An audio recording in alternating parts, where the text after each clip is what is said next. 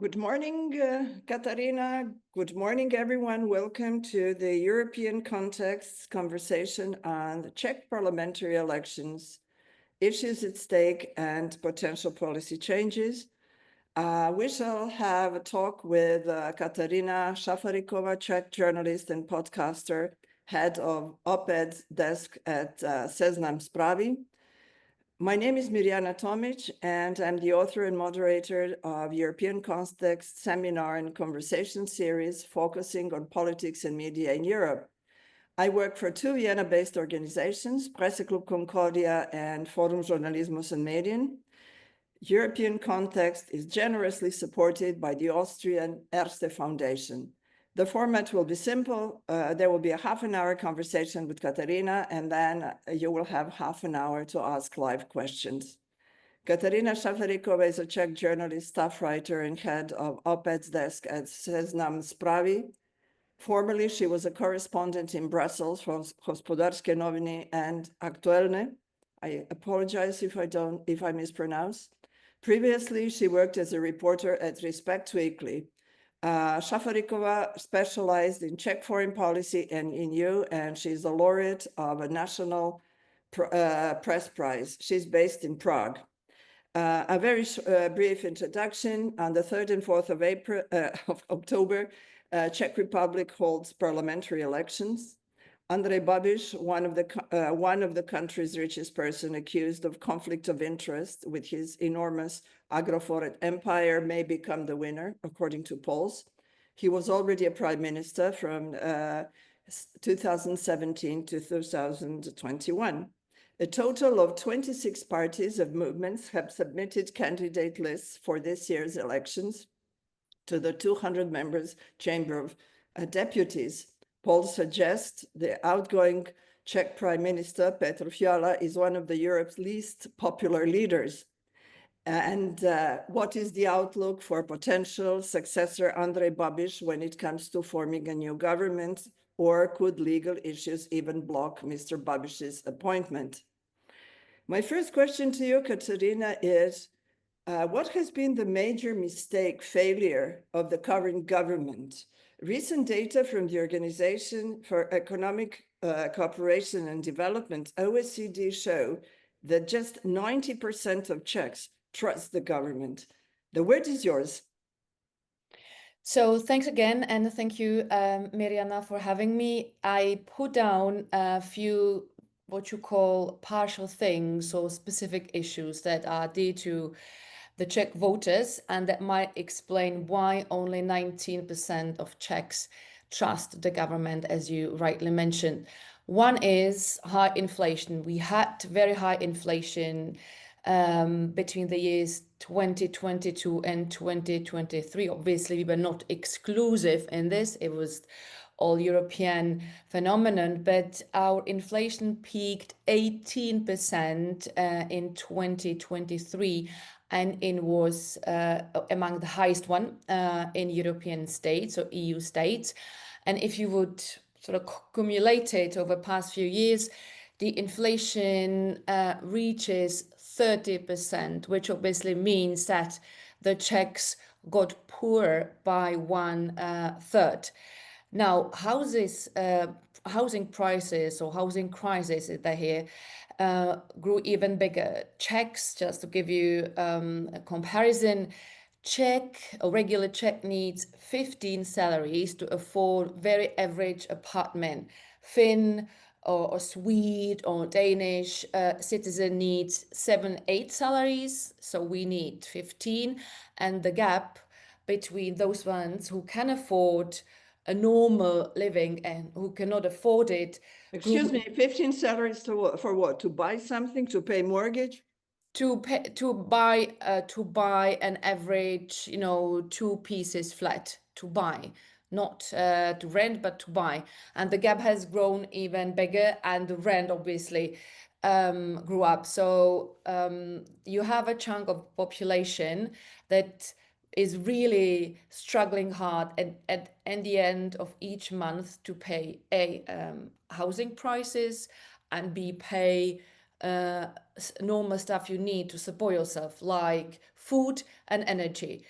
to sum up, 1/3 of households, 1/3 is considerably worse off now than it was in 2021. So there are figures and objective realities, but above that there is the perception level or layer, which is that the opposition, Andrej Babiš, first place, managed to persuade important chunk of society with the feeling that life grew more expensive, life grew more hard. There is a hardship, a big one that it used to be, or it was in 2021. So despite the economic, growing up now, despite our inflation being very low as we speak over last months, there is a feeling, perception of population that life is more difficult, more expensive, and more hard than it used to be 4 years ago. Just one question. Do figures support this perception, or this perception is manipulated for political reasons by certain parties? Some of them they did, as I mentioned, the gap between flat owners and those ones who can only afford to rent a place, this gap has widened, it grew bigger. So if you are, say, middle class or upper middle class, and you had some buffer on your account 4 years ago, you better off now. But if you belong to not pensioners, this is interesting, the pensioners didn't, grew poorer than it used to be 4 years ago. But if you are a lower middle class or those ones that are more at risk with energy, poverty, and so forth, now you are struggling less. As I said, 1/3 of households in Czechia is worse off now than it was in 2021. Thank you. So what is the major offer of different parties? What does Babiš offer that 30%, according to the polls, will vote for him? What does he offer that is different? And what is on the offer? I noticed that several parties are very skeptical with Green Deal, and I'm just wondering why. But what does Babiš offer? What is the main reason for his popularity? Well, as we speak, he's offering everything to everyone. If you would go through his program, it's like a candy shop. You like chocolate, here is loads of chocolate. You like sweet bonbons, you have tons of shells filled with bonbons. So he's offering everything to everyone.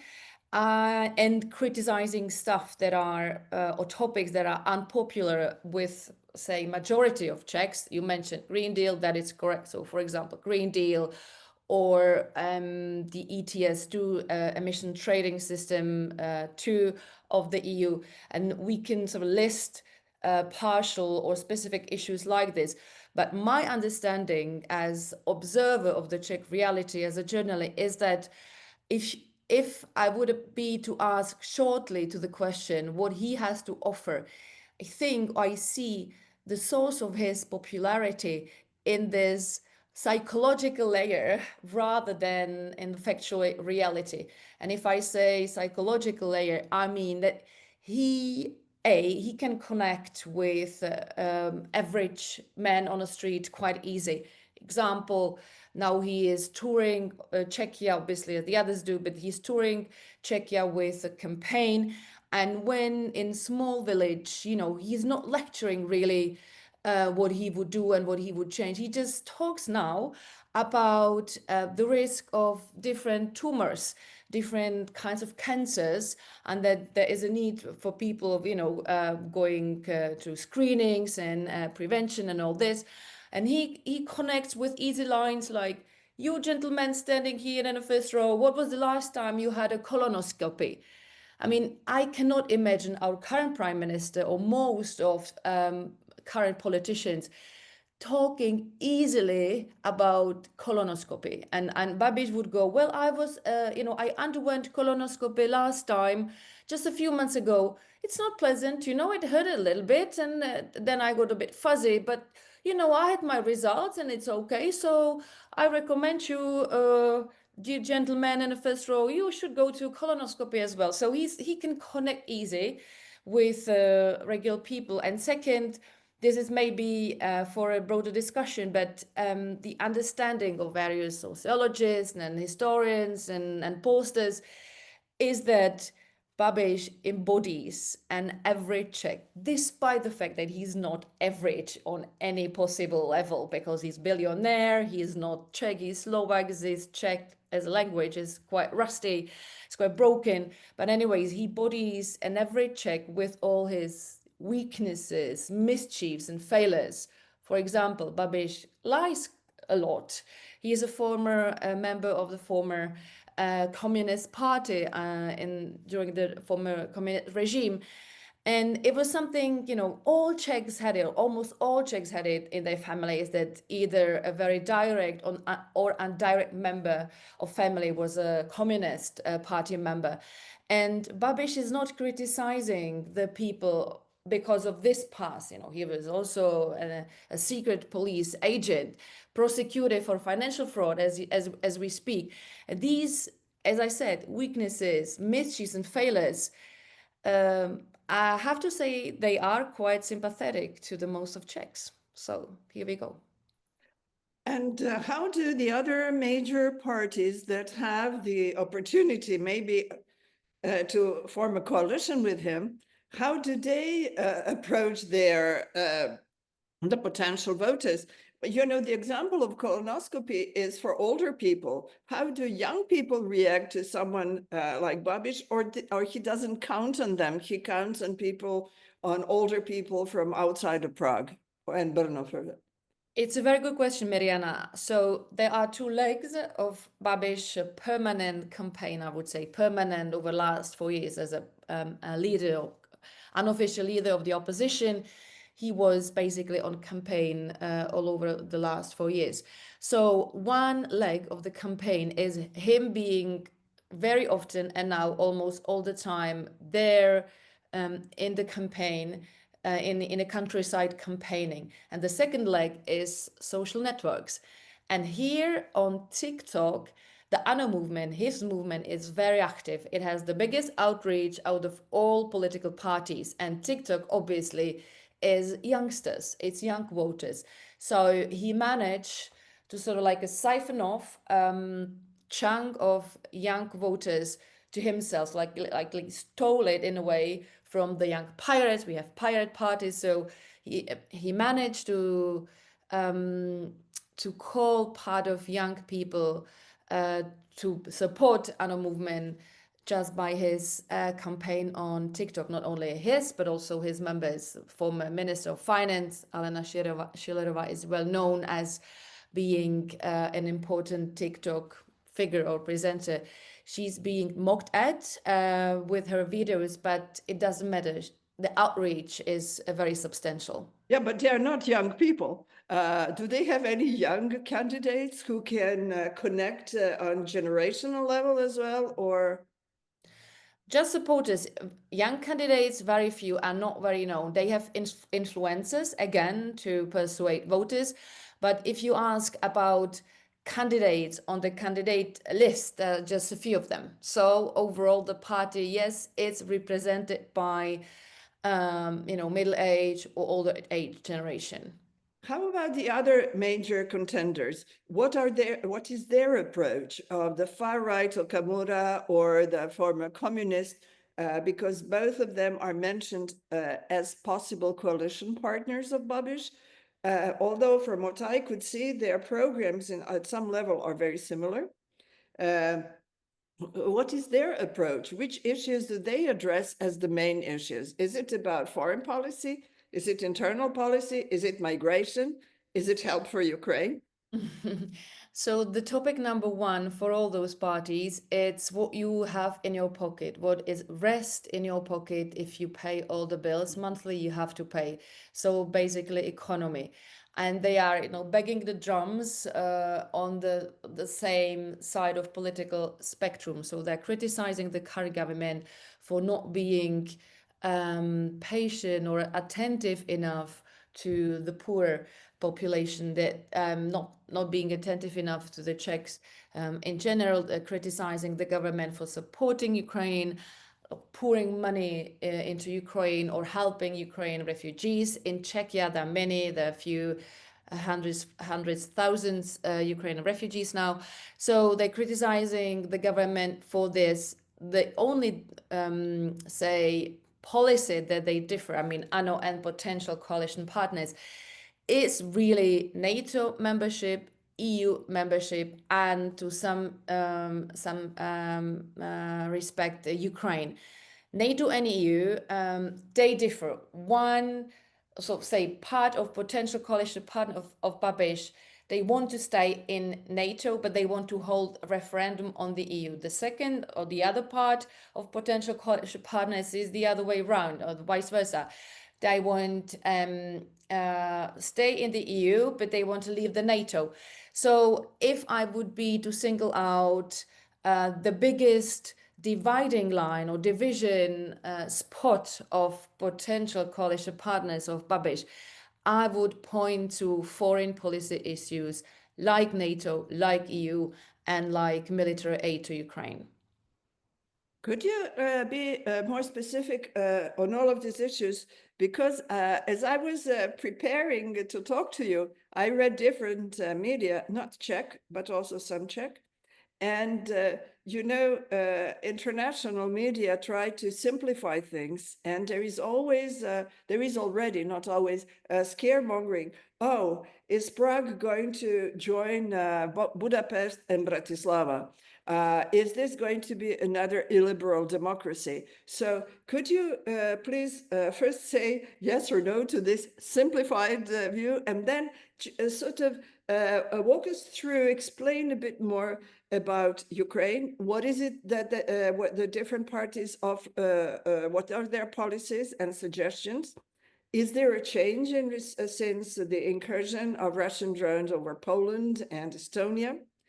And what are the policies regarding Ukrainians in the Czech Republic, considering that Czech Republic had the highest number or the biggest number of Ukrainians per person in Europe, like per Czech. So could you just give us a bit more specific examples?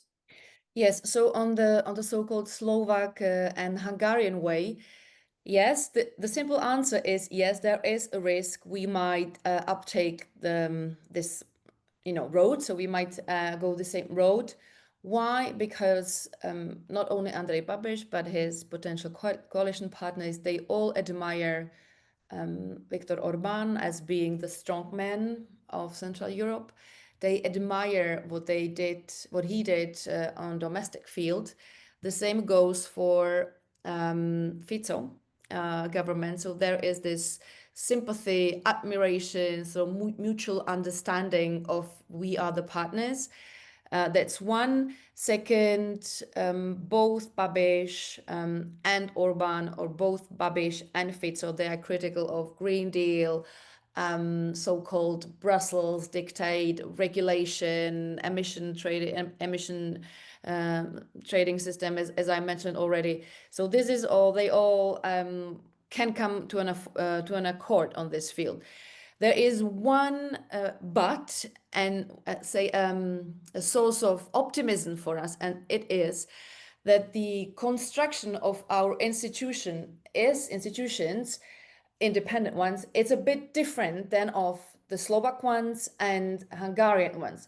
Example or explanation, even if Babiš and coalition partners would form comfortable majority in the lower chamber of the parliament, what is about now in the next 2 weeks elections, to change the course of the Czech Republic, so to say, to like move it to the east and say dismantle some independent institutions, or call the NATO membership, the EU membership in question. You need constitutional majority in both chambers, meaning not only the House of Representatives, but also Senate.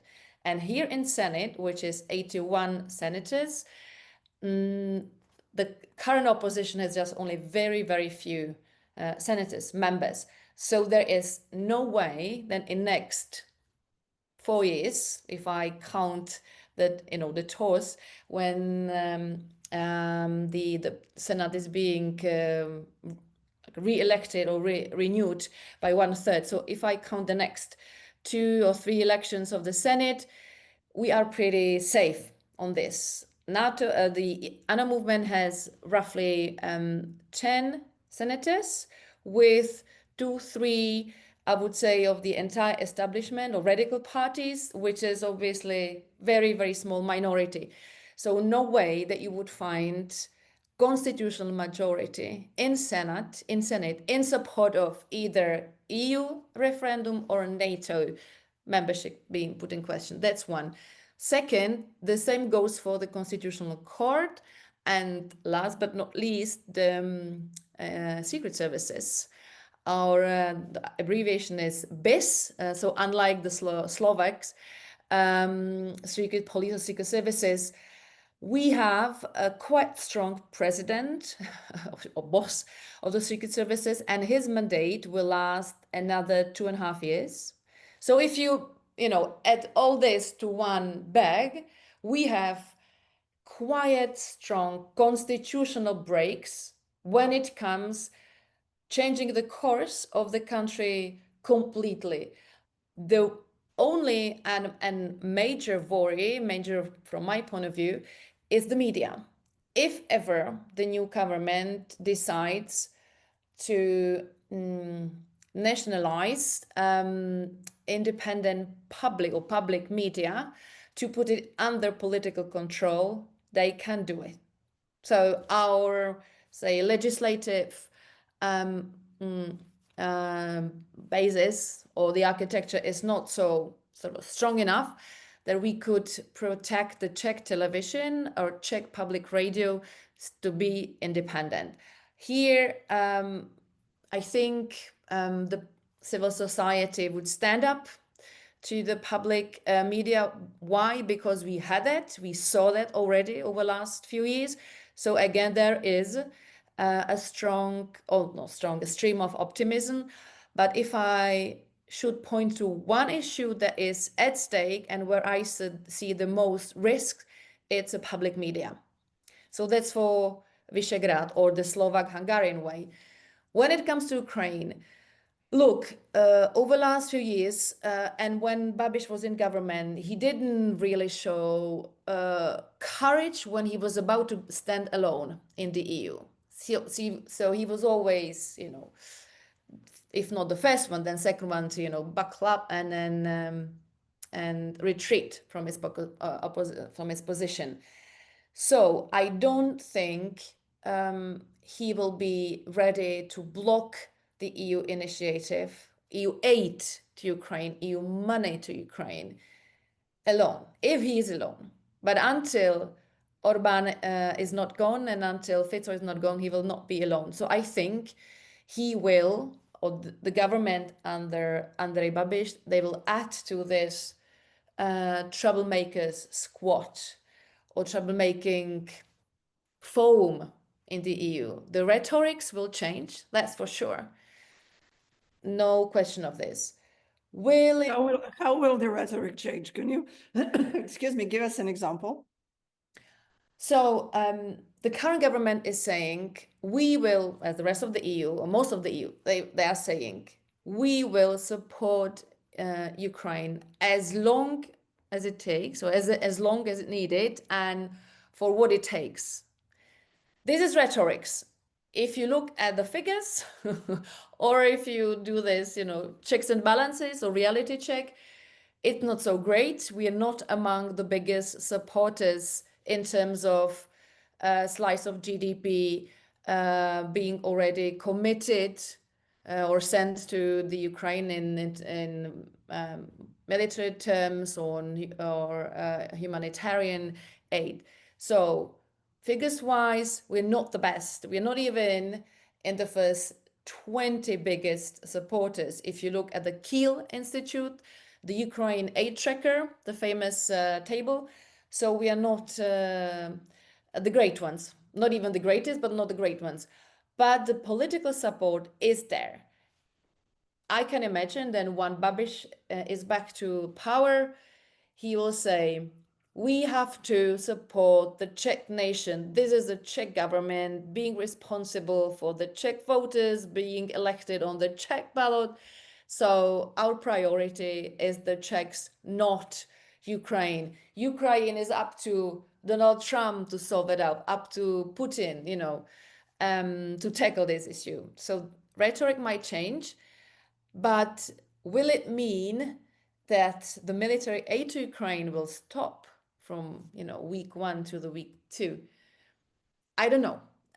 We have the very, I don't know if wary, but we have this known now and famous Czech ammunition initiative where the Czechia launched initiative to fetch shells and ammunition, basically 1 million. From all different kinds of parts of world. It's functioning quite well, and Babiš is criticizing it because he is criticizing the arm industry or weapons industry for what he say, the gravy train, so being well off on profits. I think he will suspend it for a while, but will he stop it at all remains to be seen. If there is enough diplomatic pressure on him, if someone like Macron or like Mark Rutte of NATO, if he comes to Babiš and says, look, your companies, don't forget, we should not forget that Babiš is still the head of very robust holding of Czechia, private holding, business, Agrofert, that is important in also in the chemistry industry. So if someone comes to him and say, listen, you can make a good profit on producing the partials for shells. If someone explains him, well, he may not suspend it for good, or he may not stop it. Remains to be seen, but he is a businessman. I mean, Babiš, above all, he is a businessman. I have a couple more questions. You said that Babiš is above all a businessman. He used to be called the Czech Trump. We heard Trump's speech yesterday in the United Nations. Do you think that Trump's policies, or his changing policies, or his attitude, or his criticism of Europe, or what he does in the United States, does it have any impact, or will it have any impact in the Czech domestic political scene? In other words, Trump is raging a war against media. Will this embolden a person like Babiš to say, well, if Trump can do it, I can do it as well? It will. So yes, the quick answer to your question is yes, it will, and it's already doing it. We already see an influence of Donald Trump on the Czech realities and on ANO movement specifically.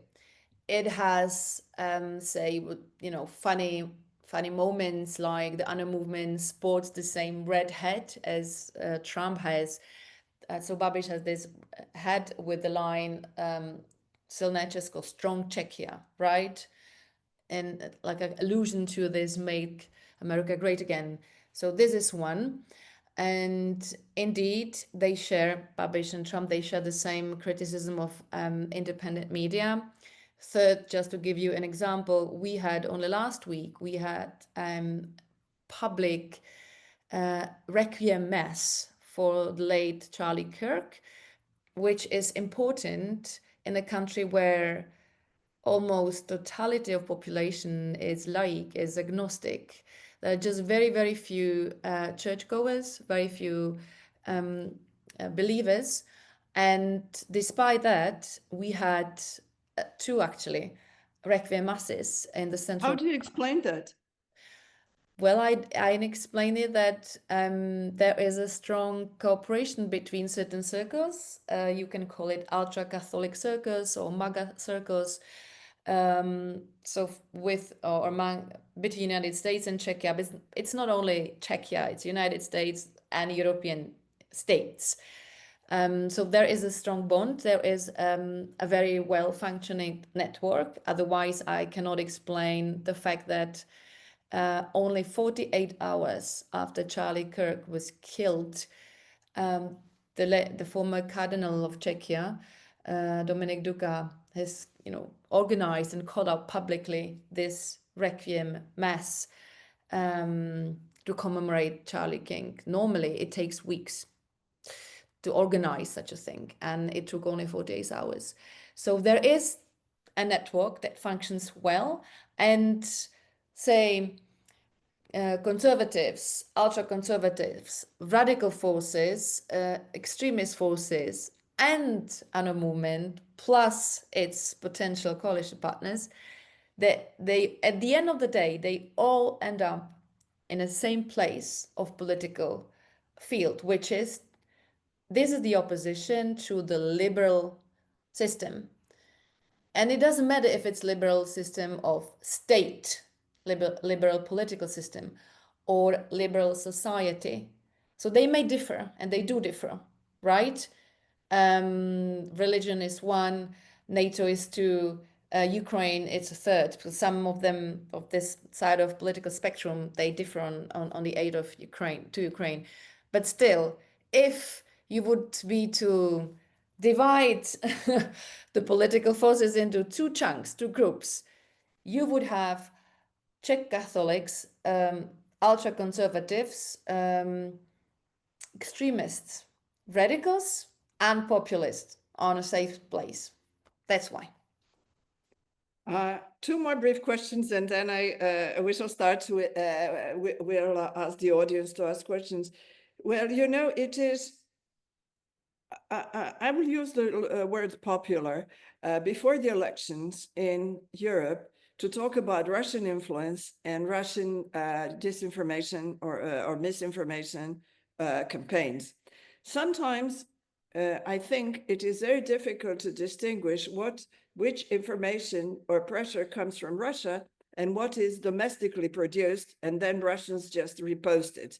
Russians are not everywhere, as certain media show or try to show. Now, my question is, after the invasion of Czechoslovakia, is it possible there are still people who are, let's say, pro-Russian, or like in Slovakia, or it is different? Because I did see some analysis that mentioned, it didn't say openly pro-Russian, but what is the relationship? What is the perception? More than one thing is the political reality. What is the perception of the population? Of the Russians, you mean? Of the war and the Russian. Of the war and Russian, and the perception of Ukrainian refugees in the Czech Republic. I think there's one major distinction between the Czechs and the Slovaks, and my Czech colleagues may correct me, but is this that you have still generations that remember the A, 68, and B, the fact that part of Czechia was liberated by Americans. So we don't see Russians as 100% liberators. Slovakia is a bit different in this. That's they don't have this, for example, they don't have this experience with the Americans, for example. But most of all, the thing is that the Czechs, they fear, and here I'm sort of quoting public surveys, so it's not out of my head. The Czechs fear that if we criticize Russia too much, if we support Ukraine too much, we will put ourselves into the spotlight, and we may actually call revenge of the Russians on us. So we may call or put catastrophe on us, by us, which is obviously not acceptable by most of the population. So there is a word that is used now a lot in Czechia, which translates as of písnik, allusion to refusenik. So out of peace in English, so písniks. So most of Czechs are not coward in a sense. They would say, we want to be occupied by Russia. They want, I mean, whatever Russia wants, give it to them, take it, let them have it. That's not, but they want peace. They want quiet. They don't want to, mingle with international affairs. They don't want to have anything to do with what's happening between Ukraine and Russia, as we see it. Very many Czechs, they take the topic, the existential threat Russia poses, as of lightly. Before our recording, you asked me about the Russian drones above Poland, whether it changed the dynamics of the campaign. And I answered no, and I will repeat it here. It didn't. It played well to the cards, or as we say it, for the current coalition partners or current coalition government, because the government can claim, the prime minister can claim, and he was doing it, that we told you so. We were right. Russia poses existential threat not only to Ukraine, but also to us, to our closest allies. So yes, for a first 2 days, the opposition, including ANO, was silent on this, but it didn't change the course of the campaign. The understanding, the feeling of urgency of Ukraine and us being under attack is not there at all. Czechs want peace. My last line on this, there was a poll, a survey asking Czechs whether they want to belong to the West or to the East if they were to decide. Just a second. East means what exactly? East means Russia, Hungary, current Slovakia, basically a world where Russia dominates, or Russia-China dominates, where a world where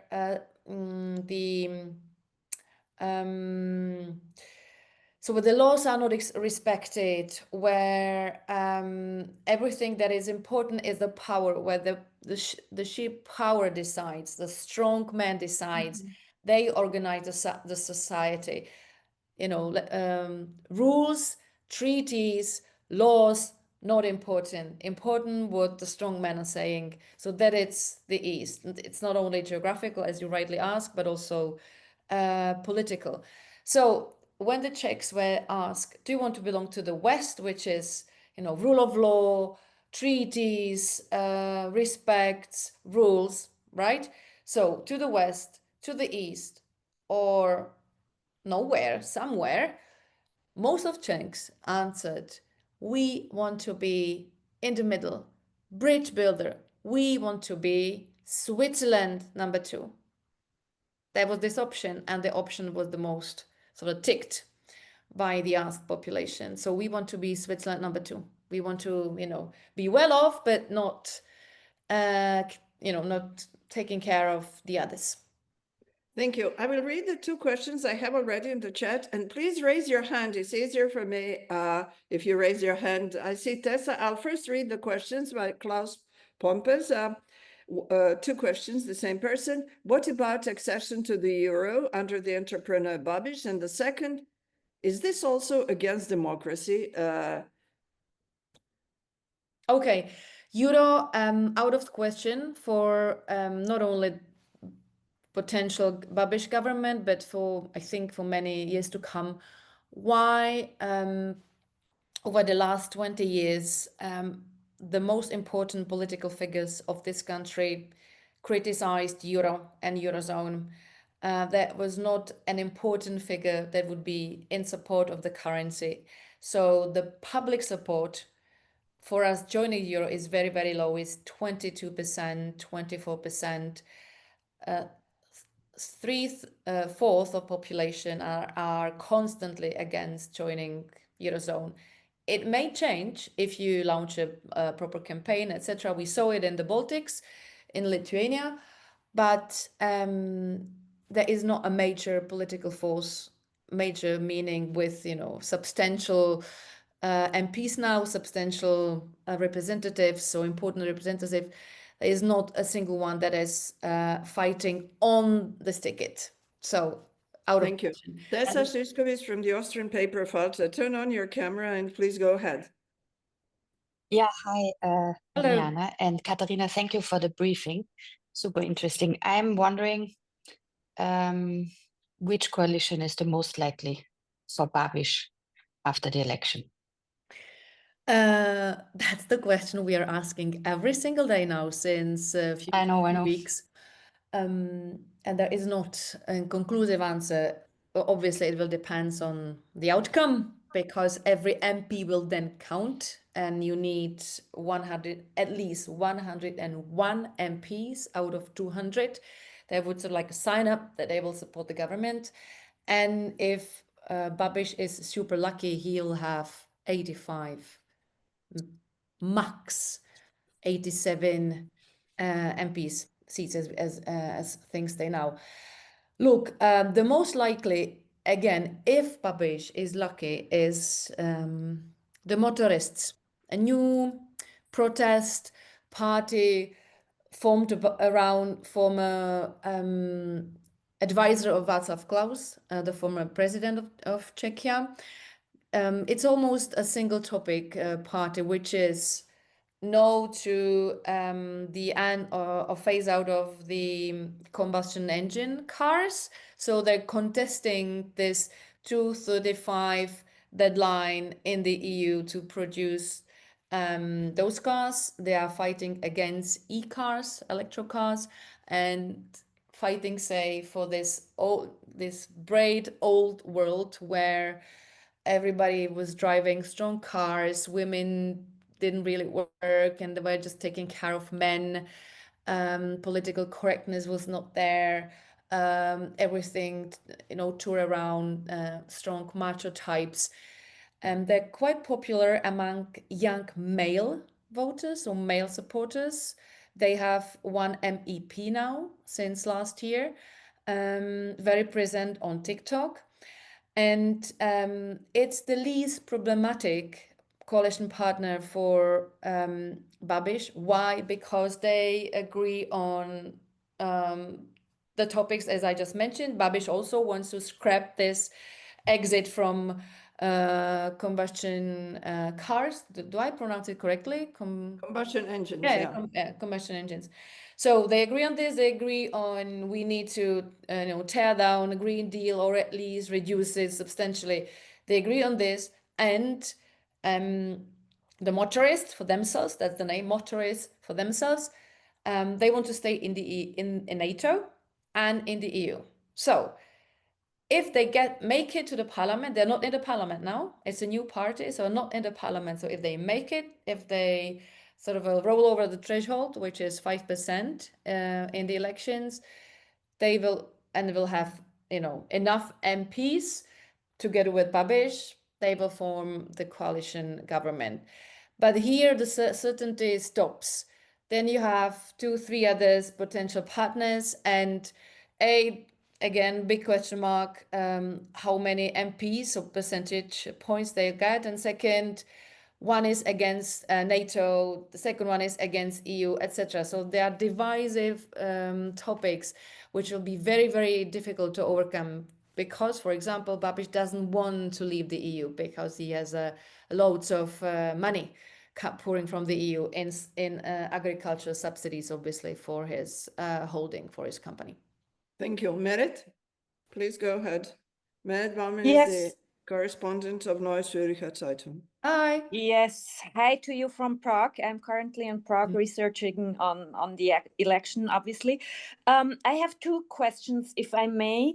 The first is during his first terms or before becoming prime minister for the first time, there was a lot of talk about Babiš's conflict of interests and his juridical problems. Is this still a topic, and could this be a problem for him becoming the prime minister? And the second question would be, the president is now Petr Pavel, who is obviously very pro NATO and pro EU and pro aid to Ukraine. Could he become an obstacle for Babiš to become the prime minister? Thank you very much.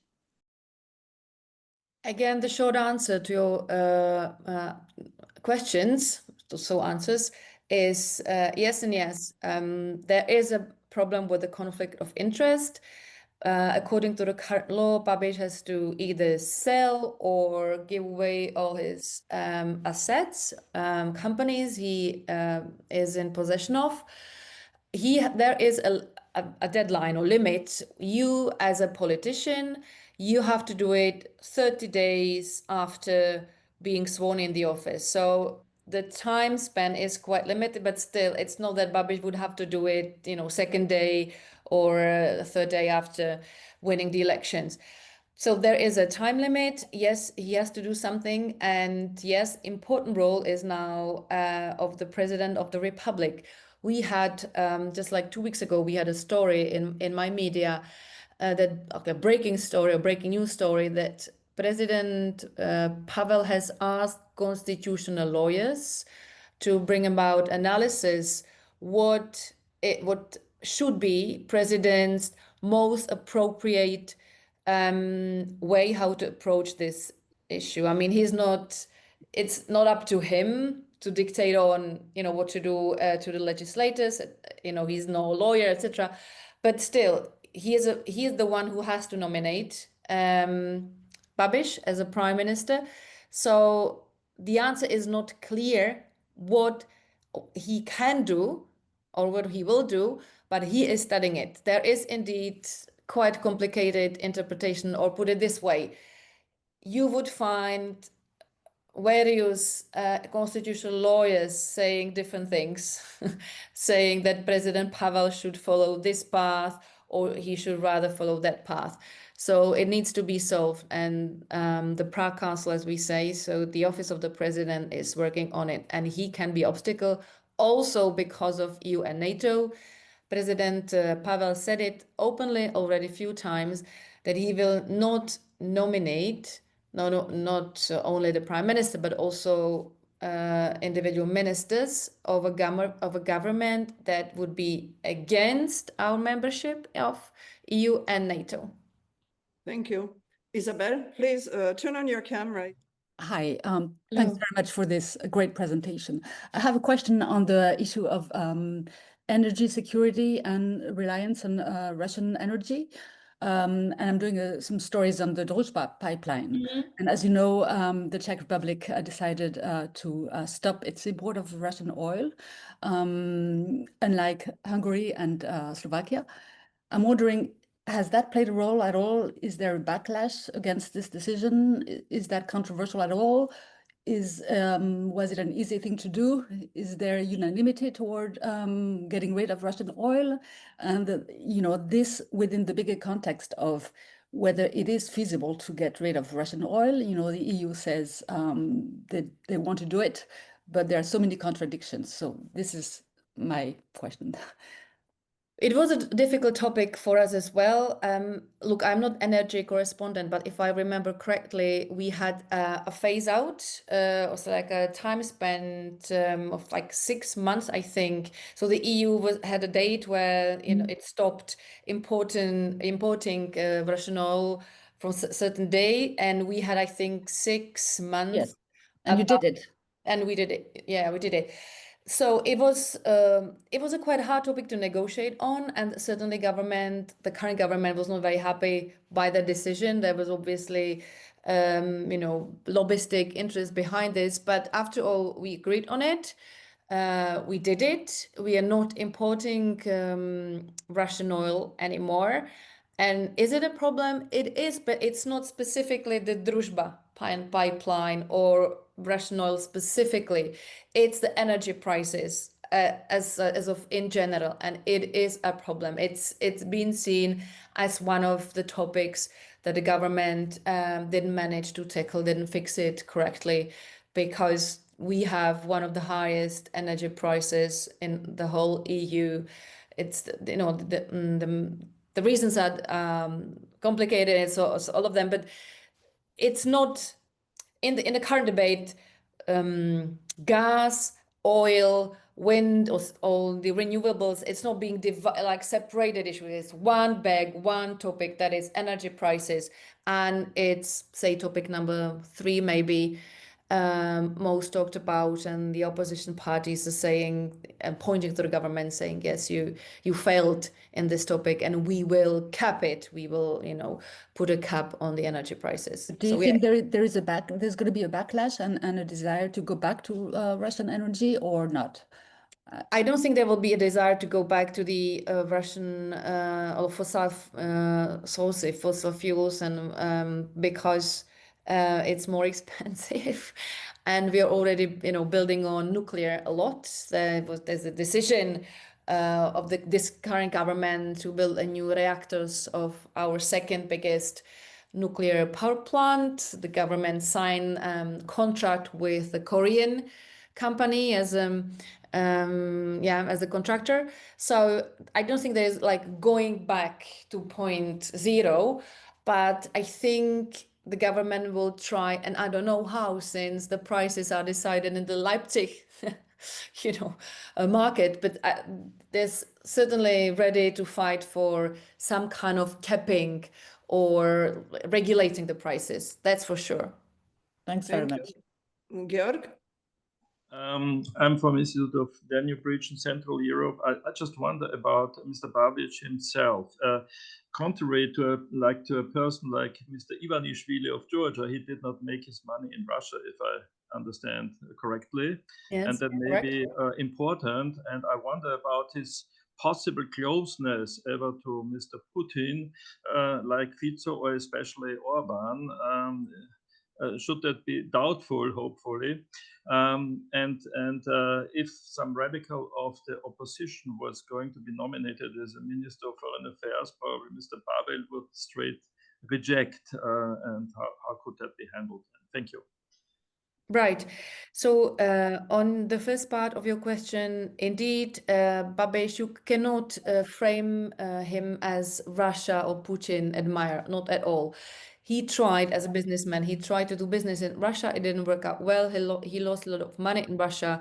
Same goes for China, by the way. And Babiš himself, as a sort of a person, he's not ideological. He's very transactional.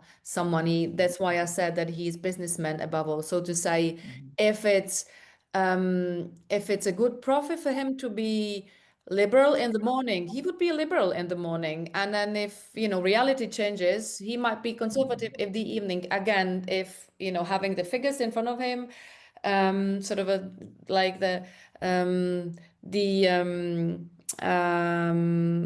the overall figure would be positive. If you are conservative, he will do it. So he is not admiring Putin the same way Fico or Orban does it. Why Babiš admires Fico and Orban themselves? It's because they are the strong men, and Babiš hates proportional liberal democracy. He wants to rule the country alone. His dream to have monolithic government only of his own party. He was used to rule his business alone, on his own only. So that's his vision of doing things. And that's why he admires Orban as someone who had constitutional majority, now very, very comfortable majority in Hungarian parliament, and he basically rules Hungary. So that's it. That is why. And on the question of ministers being nominated, look, like I said, President Pavel is in a position to nominate constitutionally each and every minister, and he said it openly. If I should name someone who is openly lobbying for Czechia to exit either EU or NATO, I will not nominate that person. So what might be the outcome of that line? We might have a constitutional crisis, and that's why it's interesting you're asking it, because president nominates, but it's not up to him to choose this person, nor he can claim he has the right to decide on the policy that is constructed against the election results. You can always say, look, if the voters, voted for a party that has members, or that the party claims the Czechia should exit EU and NATO, you don't have the right to not nominate such a person. President Pavel can say, as he was also, as the president is directly elected in Czechia, he can say, look, I was directly elected with the mandate or with the policy that I will never ever take this country from away from EU, from the West, EU, NATO, etc.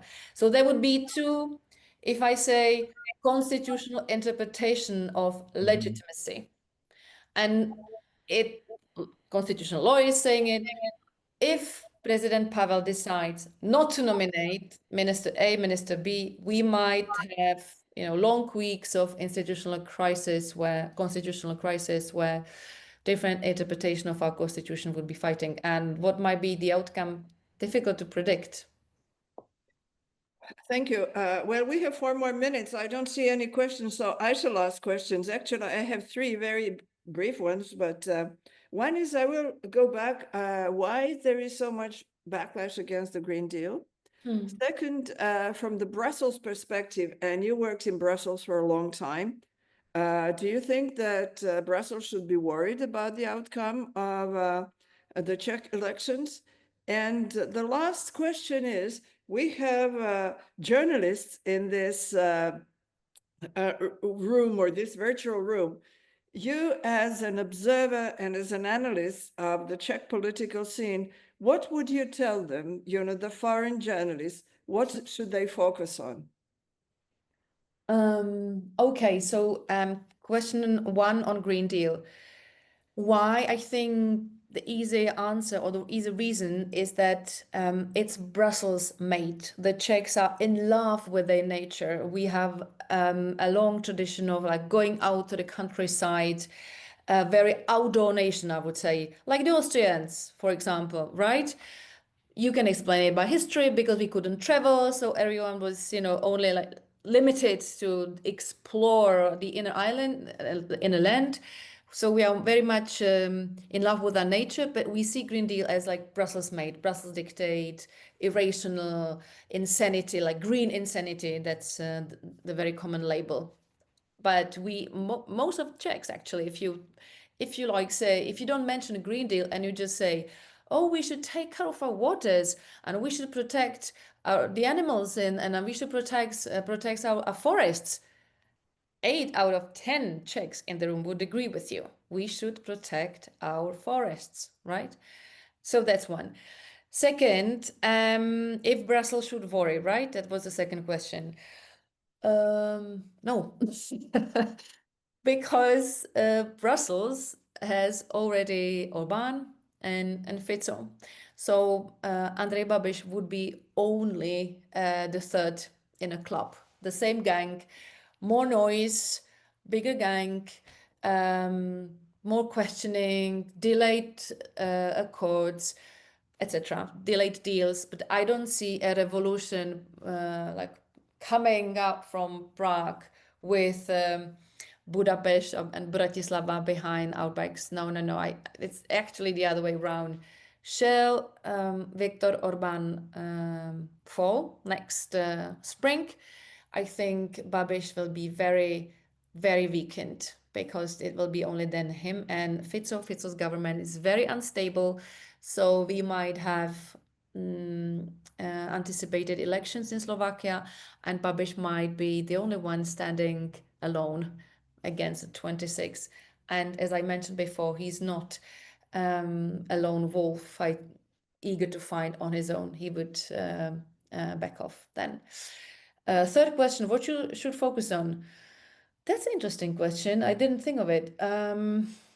Yeah, I would probably focus on 2 things. One is the immense spread of Russian disinformation and Russian propaganda in Czechia. It's functioning so well, and we had a survey just last week saying that the Czechia has never seen so much of hoax and disinformation lies and campaigns in the first 3 weeks of September than ever. So we are really, the battlefield of disinformation is here now.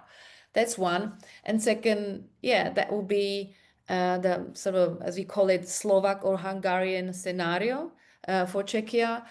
And here, as I said, I would concentrate on the public media. And I would ask my question, is a public media landscape or is media landscape in Czechia really threatened? Why yes, why no? And I would also ask, what would the West do? What would Brussels do? Will they help us? Or will they leave it, can they help us? Or will they just leave it, for the predators to tear public media apart and leave us on our own, which happened in Slovakia. So it will be already a second country where the public media scene will be completely destroyed and subdued to the political control. So that's a real threat. Thank you so much for the perfect context 2 weeks before the elections. And as to your last comment on the public media, we are always here to support press freedom. That's one of our roles. And we have more and more work in this field. But Presseklub Concordia was founded in 1859, and it's still fighting for press freedom. I thank you so much, Kateřina. I thank everybody, and I really appreciate this overall description, overall context of the Czech political scene. Thank you so much. Thank you very much for having me. Thank you, all of you, for your wonderful questions. And I hope that I managed to answer at least part of them. And yeah, wish you all have, good day. And I wish us luck next week at the end of next week. Lots of luck. Have a good day. You Bye too. to everyone. Bye. Bye.